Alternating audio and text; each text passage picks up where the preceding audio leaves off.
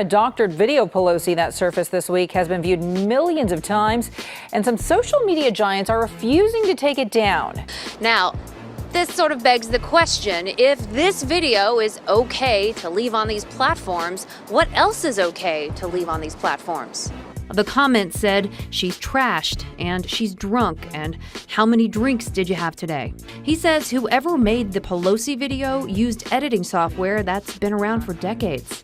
I think what's different now is the way that this kind of content can be weaponized. There are now websites out there where you can ask people for $10, $20 to create deep fakes for you. And right now on social media, it seems people are willing to believe the very worst about the other side.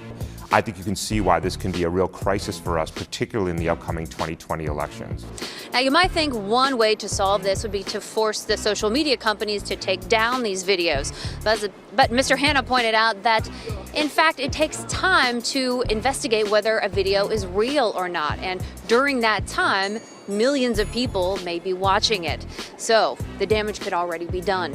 Facebook's actions drew strong criticism from media watchers. So, what should viewers expect from Facebook and other social media sites when it comes to authenticating material on their platforms? So the video reflects this problem that we're going to increasingly face, which is that we can't trust our own eyes. So it's not that easy for the average citizen to make sense of what's true and what's false, what gets circulated, what goes viral on Facebook. And so they need to defer to people with expert opinion. I think the Republic begins to suffer if people are getting extremely bad information and the authorities, the elites, the gatekeepers are basically throwing up their hands and saying, not my problem. The last election, we saw how outside actors came in and tried to manipulate the American electorate, spreading misinformation, and Facebook was their primary platform for spreading misinformation.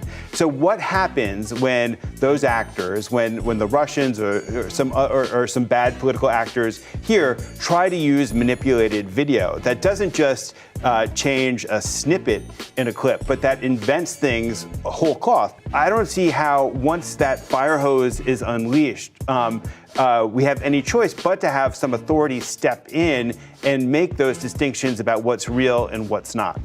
And it's not just the government alone. It's not just the social media companies. It's also the media, academia involved in trying to do this. And also, we can't be promoting this stuff. And if you can't tell the difference between a doctored piece of information and not, that's troubling as well. Late night shows often do this for a funny drunk effect, but make it clear that they edited the clips. This one purports to be authentic.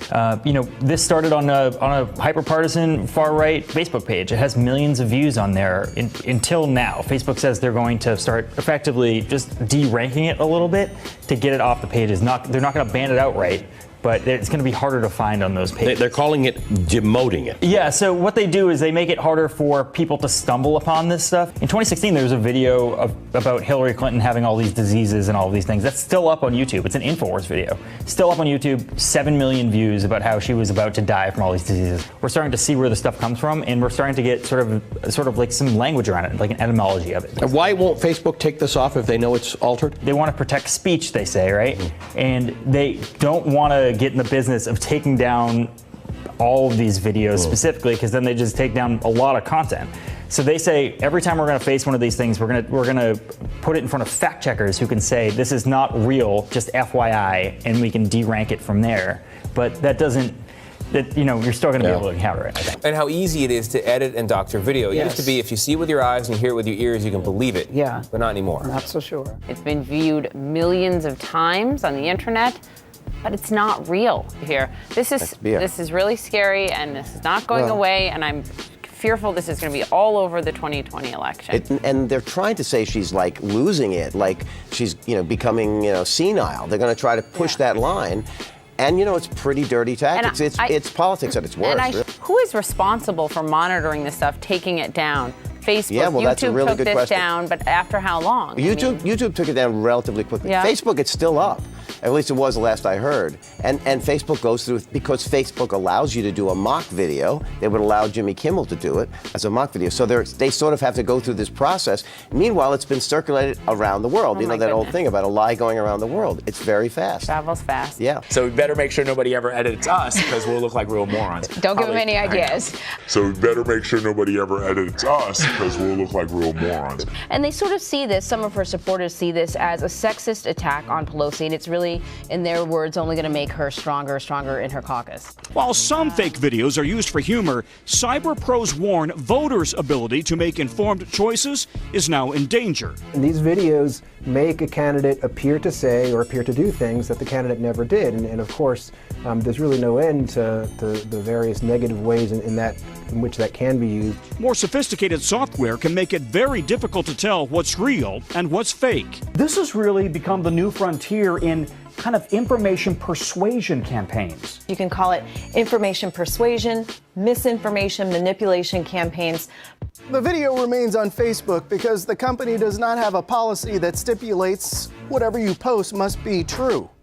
Meantime, YouTube has removed the Pelosi videos. Well, there's a couple of issues there that you've got to deal with. One, the fact that they get left up. The concern is how much impact these videos will have on the 2020 election.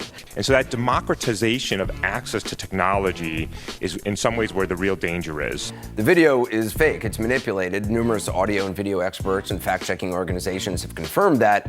But that video in particular has been viewed by millions of people on Facebook. And in fact, it's still up on Facebook, even though Facebook knows it's fake. They've added comments from independent fact checkers to inform people who watch it and have made it less prominent, but it is still up there.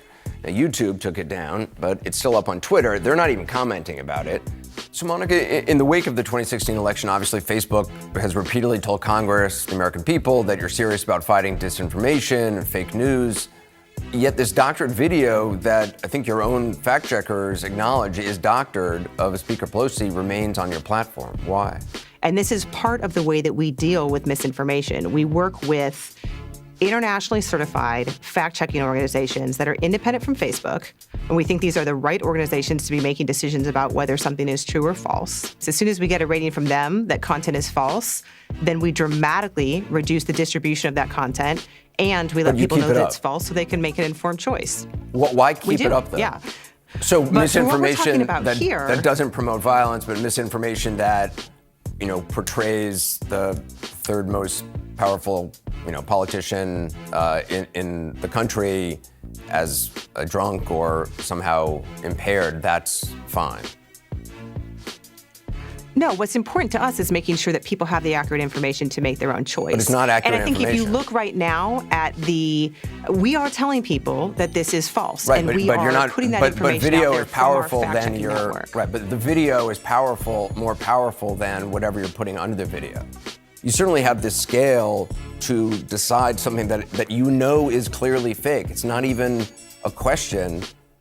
I guess I still just don't logically understand. I understand it's a big business to get into of trying to figure out what's true or not, but you're making money by being in the news business. If you can't do it well, shouldn't you just get out of the news business? If you are in this particular case spreading and allowing the spread of a clearly false doctored video, again, you're in the news business. There's a responsibility that comes with that. What is your analysis and what is important for viewers to know if we're going to go into a campaign season where we're going to see more and more of this, pardon the term, but crap?